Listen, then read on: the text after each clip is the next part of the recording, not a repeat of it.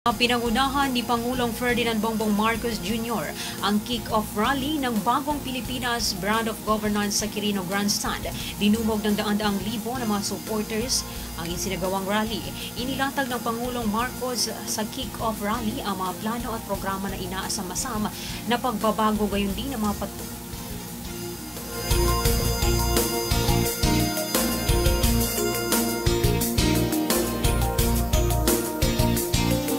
gayon din ang mga posibleng balakid ng programa. Kabilang na dito ang kapakanan ng mga kabataan at agrikultura. Binigyang diin ni PBBM na ang Philippine Development Plan bilang gabay ng bansa ay magiging kahalagahan ng mga transformasyon sa edukasyon, agrikultura at pamamahala.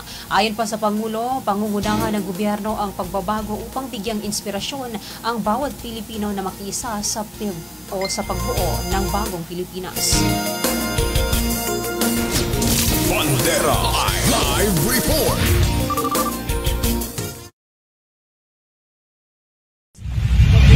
Babatiin ko po ang ating mga kasamahan na nandito ngayon upang ipagdiriwang ang paglabas, pagbago ng Pilipinas. Andito po ang dati nating Pangulo, former President Gloria Macapagal Arroyo. Andito po ang mga ating kasama sa Senado, Senator Jinggoy Estrada, Senator Lito Lapid, Senator Bong Revilla. Andito rin si House Speaker Martin Romualdez at ang ibang mga miyembro ng House of Representatives. Andito po ang ating Executive Secretary, Chief Luke Bersamin, at ang ating kalihim na mga iba't ibang departamento na kasama sa kabinete. Andito rin po ang ating mga sundalo, mga commanding general, officers, enlisted personnel ng AFP. Alam niyo po, noong nakaraang linggo, dumalo ko sa mga parangal at nakipagdaupang palad sa ating mga kababayang taglay na kagitingan ng lahing Pilipino. Sa bantayog ng SAF 44, naalala ko ang tapang ng ating lahi. Silang nauubusan ng bala pero hindi nauubusan ng lakas ng loob. Sa inaugurasyon ng Lung Center of the Philippines, Lung Transplant Program, nakasalimuha ko ang mga walang takot na mga frontliner natin na sa harap ng rumaragasang COVID-19 pandemic ay hindi nagpatinag. Sa loob ng Barasoen Church sa Malolos, sumariwa sa aking isipan ang pag-igit ng ating mga bayani na ang kalayaang nakamit ay hindi na maaaring bawiin.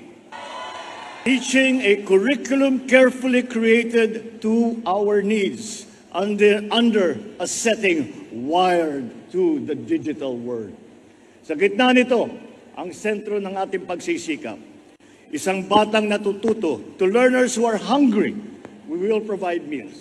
Because one cannot feed the mind habang umugong ang kanilang mga tiyan. Through Bagong Pilipinas, we will meet our greatest obligation to our youth, to mold them into critical thinkers, problem solvers, and visionaries for their country. Panahon na rin upang bayaran ang ating utang sa mga magsasaka at mangingisda. Those who feed the nation, but ironically cannot feed their own family. Nagbabadya ang El Nino, ngunit babahain natin ang agrikultura ng mga programang nababawas na perwisyong dulot nito.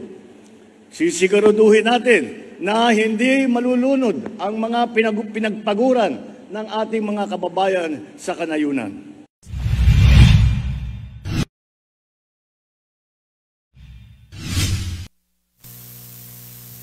Bandera Reports Afternoon Edition.